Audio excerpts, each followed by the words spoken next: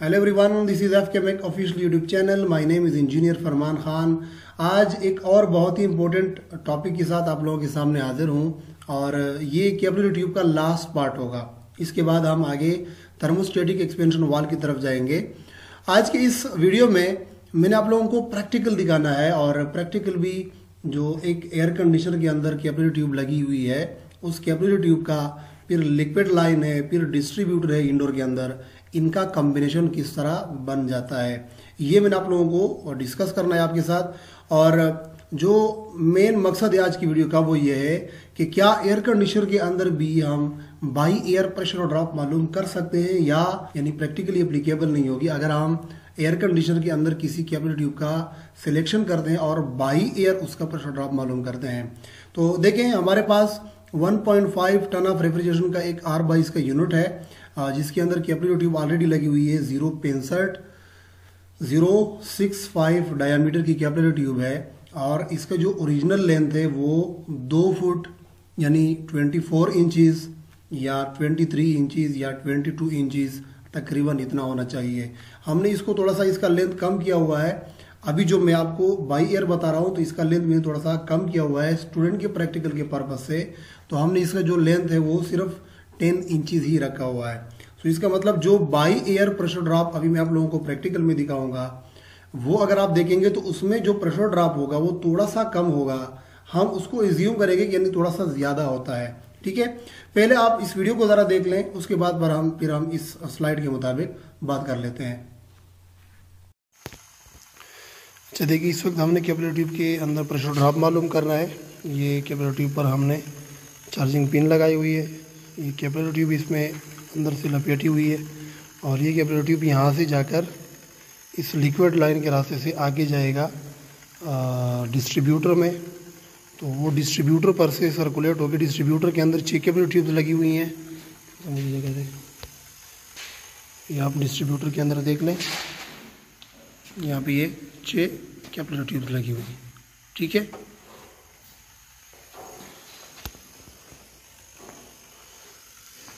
अब इस cable tube का ड्रॉप और प्लस डिस्ट्रीब्यूटर का दोनों का ड्रॉप कितना है यह हम बाई एयर मालूम करते हैं।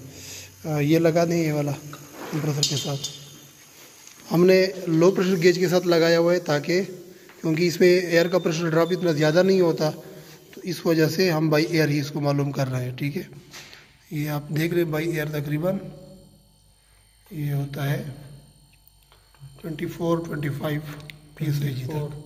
ठीक है, अब ये दोनों जो ये केबल ट्यूब है प्लस जो इससे आगे ये डिस्ट्रीब्यूटर तक जाता है, यानी इसके जरिए से फिर ये वापस आता है। ये देख ले आप,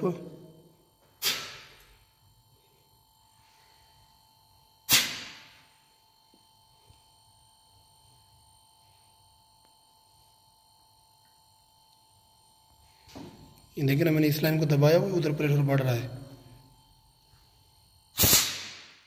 तो ये जो प्रेशर ड्रॉप है, ये जो अभी आपको गेज पे देख रहा है, ये प्रेशर ड्रॉप इस केबल ट्यूब, ठीक है, इस केबल ट्यूब और साथ में जो डिस्ट्रीब्यूटर है दोनों का प्रेशर ड्रॉप है। ठीक है, अगर हम सिर्फ इस केबल ट्यूब का प्रेशर ड्रॉप मालूम करेंगे तो तकरीबन इन दोनों में कोई इतना ज़्यादा फ़र्क नहीं होगा। अब हम क्या करते हैं, ये जो लाइन है इसकी एलन की वालों को हम बंद करते हैं और इसको हम खोल लेते हैं। ठीक है, ये केबल ट्यूब के एंड पे यहाँ पे लगा हुआ है, इसको बंद कर दें, ये पहले खोल लें।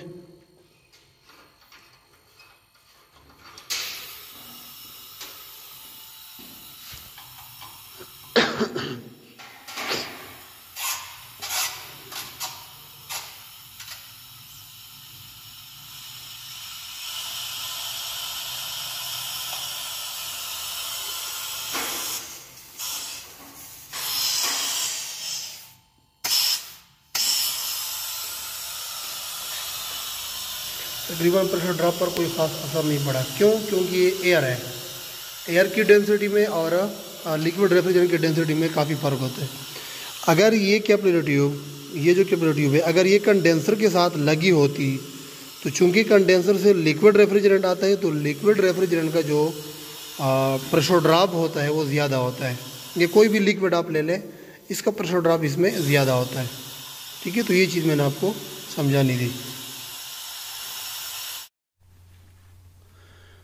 वीडियो के अंदर आप लोगों ने देखा कि जो कंडेंसर के बाद की कैपिलरी ट्यूब जहाँ से शुरू होती है, यहाँ पर मैंने एक चार्जिंग पिन लगाया हुआ है, और जो इस कैपिलरी ट्यूब यानी जो आउटडोर के अंदर कैपिलरी ट्यूब है जो कि 10 इंच की है, और होना चाहिए ये 24 या 23 या 22 इंच तक।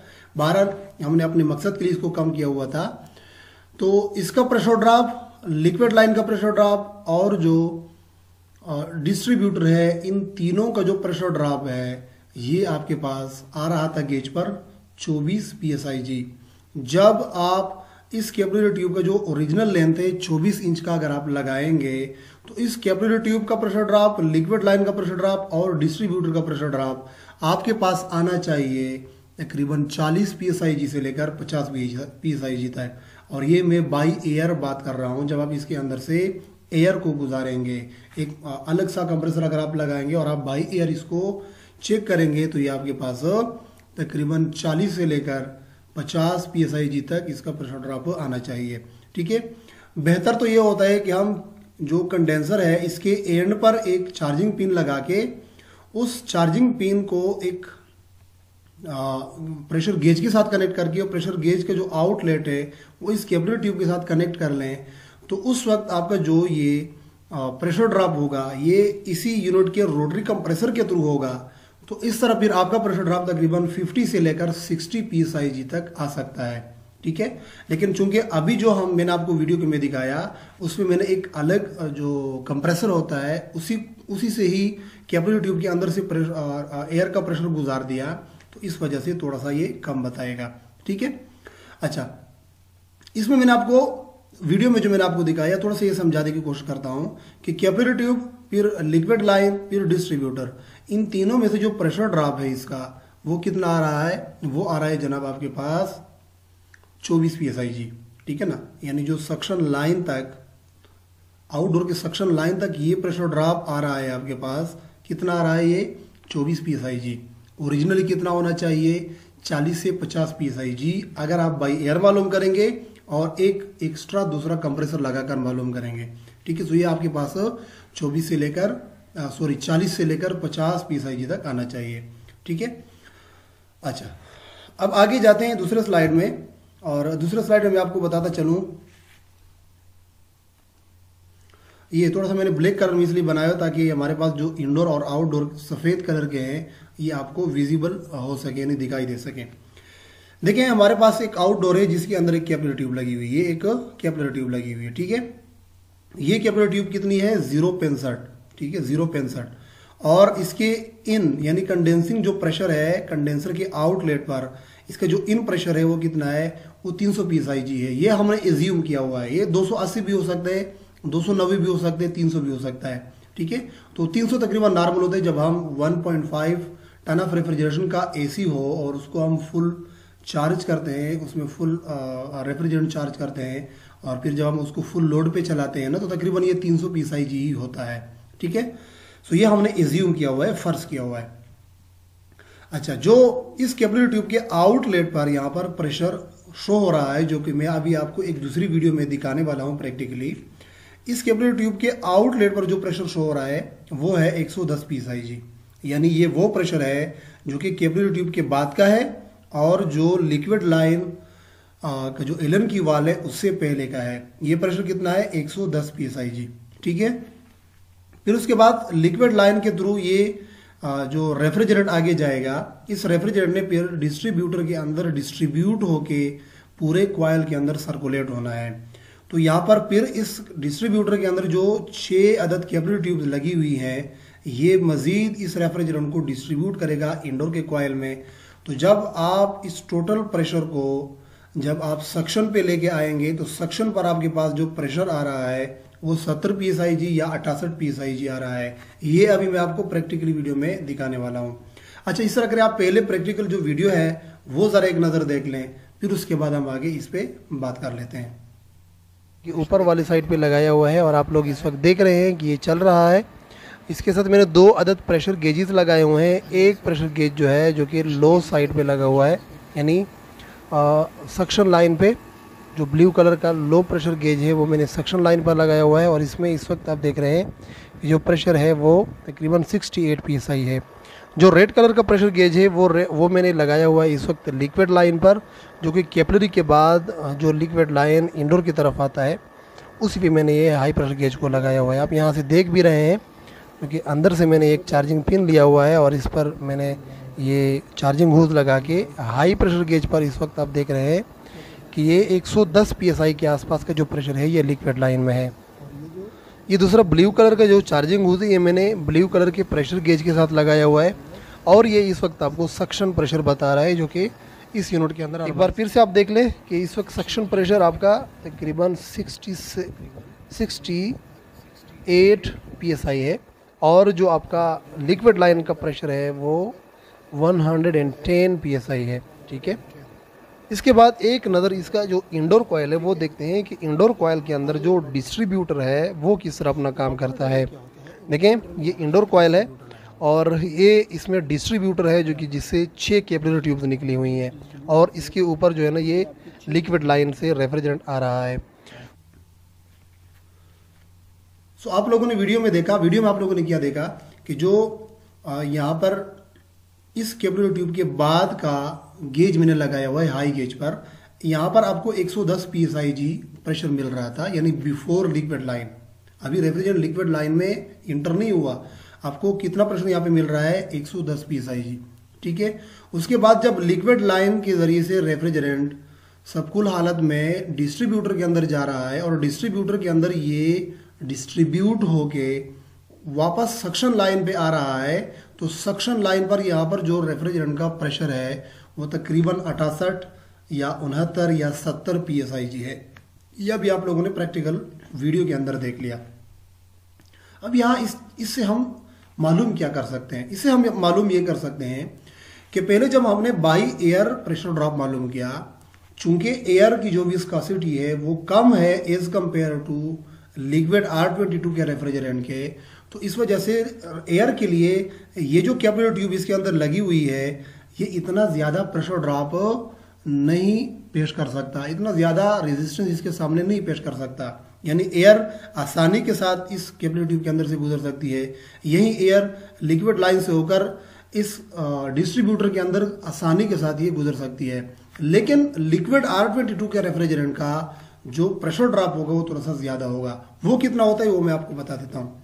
देखिए, pressure drop eight capillary tube, यानी इस कैपिलरी ट्यूब के अंदर प्रेशर ड्रॉप कितना होगा, तो हमने यहाँ पे एज्यूम किया हुआ है कि 300 psi कंडेंसर के आउटलेट पर प्रेशर था और जब हमने आफ्टर कैपिलरी ट्यूब, इस कैपिलरी ट्यूब के आखिर में जो हमने चार्जिंग पिन लगाया हुआ है यहाँ पर, इस पर प्रेशर 110 psi था। सो अगर आप 300 से 110 को माइनस करेंगे तो यहाँ पर आपके पास 190 डिग्रीज प्रेशर जो है वो डाउन हुआ है, यानी इतना डिग्रीज प्रेशर आपके पास ड्रॉप हुआ है। कहाँ पे ड्रॉप हुआ है?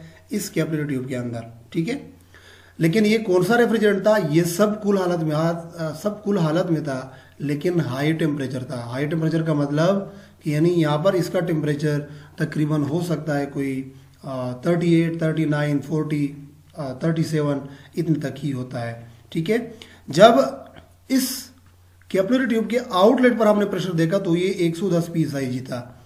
अभी यहाँ से लिक्विड लाइन के थ्रू ये रेफ्रिजरेंट को आगे लेके जाया जा रहा है डिस्ट्रीब्यूटर तक। ठीक है, और जब डिस्ट्रीब्यूटर के थ्रू ये रेफ्रिजरेंट आगे इवापोरेटर कॉइल में डिलीवर किया जाता है तो यहाँ पर जो प्रेशर ड्रॉप आता है वो कितना आता है? वो चूंकि आपके इंडोर कॉइल के आउटलेट पर आपके पास जो प्रेशर है वो 70 psi है, यानी यहाँ पर सक्शन प्रेशर जो है ये 70 psi है या 68 psi है या 69 है, जो भी है। सो 110 प्रेशर और लिक्विड लाइन के थ्रू, डिस्ट्रीब्यूटर के थ्रू, कॉइल के थ्रू जो रेफ्रिजरेंट वापस आ रहा है इसका प्रेशर है 70 psi। तो इसका मतलब कि प्रेशर ड्रॉप इन डिस्ट्रीब्यूटर कितना हुआ? प्रेशर ड्रॉप इन डिस्ट्रीब्यूटर हुआ 110 माइनस 70, यानी जो सक्शन लाइन पर आपका प्रेशर है ये अगर आप इससे माइनस करेंगे तो 40 डिग्रीज का प्रेशर जो है वो आपका डाउन हुआ। कहाँ पे डाउन हुआ? इस डिस्ट्रीब्यूटर के अंदर डाउन हुआ। ठीक है, अब यहाँ पर आपको मैंने बताना क्या है? बताना मैंने आपको ये है कि जो ये कैपिलरी ट्यूब है, ये वाली कैपिलरी ट्यूब, ये कैपिलरी ट्यूब और डिस्ट्रीब्यूटर, इन दोनों के लगाने की जरूरत क्या है? या तो हम ये कैपिलरी ट्यूब ना लगा लेते तो सिर्फ डिस्ट्रीब्यूटर से ही काम चला लेते, या फिर हम सिर्फ डिस्ट्रीब्यूटर लगा लेते तो इस कैपिलरी ट्यूब के लगाने की कोई जरूरत नहीं होती। तो देखें, एक चीज है स्प्लिट एयर कंडीशनर के अंदर, इसका नाम ही स्प्लिट एयर कंडीशनर इसलिए है कि चूंकि हमें जो कंडेंसिंग यूनिट है और इवापोरेटिंग यूनिट है इसको स्प्लिट करना होता है, हमने इसको कुछ फासले पर लगाने होते हैं, तभी तो हम किसी रूम के अंदर से हीट को अच्छी तरह से बाहर खारिज कर सकते हैं। ठीक है, तो ये इसके इंस्टॉलेशन के लिए हमारी मजबूरी बन जाती है कि इन इंडोर के अंदर और आउटडोर के दरमियान दोनों में तकरीबन 10 फुट, 12 फुट, 15 फुट या 9 फुट तक का फासला रखना हमारा मजबूरी होता है। ठीक है, अब यहाँ पर कैपिलरी ट्यूब के अंदर क्या किया जाता है? कैपिलरी ट्यूब के अंदर ये किया जाता है कि जो सब कूल रेफ्रिजरेंट यहाँ पे आ रहा है लिक्विड की हालत में, इसका टेम्परेचर हाई है, इसका टेम्परेचर काफ़ी हाई होता है। कितना होता है? तकरीबन 38, 39 या 40 तक हो सकता है। लेकिन इसका टेम्परेचर थोड़ा सा डाउन करके आउटडोर के अंदर ही, ताकि आउटडोर के आउटलेट पर जो रेफ्रिजरेंट है, आउटडोर के आउटलेट पर जो रेफ्रिजरेंट है ये लोअर टेम्परेचर के सब कूल में चेंज हो जाए। क्यों ये चेंज हो जाए? ताकि जब इसको लिक्विड लाइन में लेके जाएंगे, ताकि जब हम इसको लिक्विड लाइन में लेके जाएंगे और डिस्ट्रीब्यूटर के थ्रू इसको हम डिस्ट्रीब्यूट करेंगे इंडोर के कॉइल के अंदर, तो ये इस इंडोर के अंदर अच्छी तरह से कूलिंग इफेक्ट दे सकें। इस वजह से हमने इस कैपिलरी ट्यूब का जो प्रोसेस है इसको 2 मरहलों पर तकसीम किया हुआ है। लेकिन याद रख लें, आपके पास ये कैपिलरी ट्यूब ज़्यादा प्रेशर ड्रॉप पैदा करेगा, जबकि जो डिस्ट्रीब्यूटर के अंदर कैपिलरी ट्यूब्स हैं ये आपके पास कम प्रेशर ड्रॉप पैदा करेंगे। क्यों कम पैदा करेंगे? यहाँ पर हमें हल्का सा रेफ्रिजरेंट का प्रेशर मजीद डाउन करने की ज़रूरत है, जबकि इस कैपिलरी ट्यूब के अंदर हमें काफ़ी डाउन करने की ज़रूरत है। तो कितने डिग्री का हमने डाउन किया? 300 से पहले हमने डाउन किया 190 डिग्री, तो हमारे पास 110 बच गया। फिर उसके बाद 110 से हमने मजीद 40 डिग्री का कम कर दिया, तो हमारे पास जो आउटलेट लाइन है एवापोरेटर का, यहाँ पर 70 psi का प्रेशर हमारे पास जो है ना इस वक्त मेंटेन हुआ है। तो इस कैपिलरी ट्यूब का और डिस्ट्रीब्यूटर का जो मेन काम है वो ये है। अच्छा, यहाँ पर अगर हम एक चीज़ पर गौर कर लें कि ये जो लिक्विड लाइन है हम इसको छोटा क्यों लगा लेते हैं? फिर छोटा भी लगा लेते हैं, लेकिन ज़्यादा छोटा क्यों नहीं लगा लेते, ज़्यादा बड़ा क्यों नहीं लगा लेते? यानी अक्सर हम जो लिक्विड लाइन है ये 1/4 इंच डायमीटर वाला ट्यूब हम इस्तेमाल करते हैं इसके लिए। तो क्या होगा अगर यहाँ पर हम कोई 3/8 इंच डायमीटर वाला ट्यूब लगा ले, या क्या होगा अगर यहाँ पर हम 3/16 इंच डायमीटर वाला ट्यूब लगा लें? देखें, जो रेफ्रिजरेंट कैपिलरी ट्यूब के थ्रू यहाँ पे लोअर टेम्परेचर के सब कूल लिक्विड में चेंज हो जाता है, यानी यहाँ तक लोअर टेम्परेचर का सब कूल रेफ्रिजरेंट लिक्विड की हालत में बन जाता है। अब इस रेफ्रिजरेंट को ले जाते वक्त अगर इसका वॉल्यूम आप बहुत ज़्यादा बढ़ाएंगे, इस जो लोअर टेम्परेचर पर सब कूल रेफ्रिजरेंट है लिक्विड की हालत में, अगर इसका आप जो वॉल्यूम है ये बढ़ाएंगे, मिसाल के तौर पर आपने 1/4 ट्यूब की जगह 3/8 लगा दिया, तो मसला यहाँ पर ये होगा कि ये रेफ्रिजरेंट पेल कर दोबारा से ज़्यादा हीट अपने अंदर जज़ब करके जब ये एवापोरेटर तक पहुँचेगा तो इसने खुद से ही अपना टेम्परेचर जो है वो बढ़ा चुका होगा और यहाँ पे आपको कूलिंग इफेक्ट पैदा नहीं होगा। लेकिन अगर आप इस लाइन को ज़्यादा वॉल्यूम के लिहाज से कम करेंगे, अगर इसका वॉल्यूम आप छोटा रखेंगे, कोई 316 वाला ट्यूब आपने लगा दिया, तो इससे क्या प्रॉब्लम होगा? इससे प्रॉब्लम ये होगा कि आपके रेफ्रिजरेंट के लिए फ्रिक्शन ज़्यादा पैदा होगा और फ्रिक्शन की वजह से इस रेफ्रिजरेंट का जो टेम्परेचर है ये काफ़ी डाउन हो जाएगा लिक्विड लाइन के अंदर, जिसका डायरेक्टली एक असर होगा इस कैपिलरी ट्यूब पर, और इस कैपिलरी ट्यूब का डायरेक्टली असर होगा कंडेंसिंग प्रेशर पर। कंडेंसिंग प्रेशर आपका बढ़ जाएगा, तो जब कंडेंसिंग प्रेशर बढ़ेगा तो इसका डायरेक्टली इफेक्ट किस चीज़ पे होगा? कंप्रेसर पे होगा। तो इसका मतलब कि अगर आप लिक्विड लाइन छोटा लगा लेते हैं, 1/4 से भी अगर आप छोटा लगा लेते हैं, तो इससे लिक्विड लाइन के अंदर जो रेफ्रिजरेंट है इसके लिए फ्रिक्शनल रेजिस्टेंस में इजाफा हो जाएगा, जो रगड़ की वजह से मुज़ाहमत पैदा होती है रेफ्रिजरेंट के लिए, इसमें इजाफा हो जाएगा। और ये इजाफा फिर कंप्रेसर के लिए जो कंडेंसिंग प्रेशर वो बना रहा है वहाँ पर कंप्रेसर पर बोझ बन जाएगा, बढ़ जाएगा। प्रेशर अगर कंप्रेसर के लिए बढ़ेगा तो इससे आपका कंप्रेसर प्रॉब्लम फेस कर सकता है, आपका कंप्रेसर जो है ना वो जल भी सकता है। सो आई होप कि थोड़ी सी इन्फॉर्मेशन मैंने आपको R22 के यूनिट के हवाले से देने थे। आई होप कि आप लोगों को इस वीडियो के बारे में काफ़ी मालूमात मिल चुके होंगे। नेक्स्ट वीडियो में हमने जाना है आगे थर्मोस्टेटिक एक्सपेंशन वाल्व की तरफ, और थर्मोस्टेटिक एक्सपेंशन वाल्व का मैं आपको बेसिक इन्फॉर्मेशन, फिर उसके बाद इसका कंस्ट्रक्शन किस तरह होता है, फिर वर्किंग प्रिंसिपल किस तरह होते हैं, फिर उसके अंदर जो ट्रबल शूटिंग होते हैं, सुपर हीटिंग के एडजस्टमेंट के तरीके होते हैं वो किस तरह होते हैं, ये सारा सब कुछ मैंने आपको नेक्स्ट वीडियो में समझाना है। सो अगर वीडियो आपको पसंद आई है प्लीज़ वीडियो को लाइक और शेयर ज़रूर कर दें। और अगर आप चाहते हैं कि मुझे फेसबुक पर भी आप फॉलो करें तो फेसबुक पे भी आप मुझे फॉलो कर सकते हैं। मेरे व्हाट्सएप ग्रुप में अगर आप शामिल होना चाहते हैं तो आप मेरे व्हाट्सएप पर भी अपना मैसेज कर सकते हैं, वहाँ पे भी मैं आपको अपने ग्रुप में ऐड कर सकता हूँ। मकसद मेरा सिर्फ एक ही है कि आप सीखे, समझे, नॉलेज हासिल करें और अपने फील्ड के अंदर ग्रो कर लें। So until to next video, मुझे दीजिएगा इजाज़त। अल्लाह हाफिज़।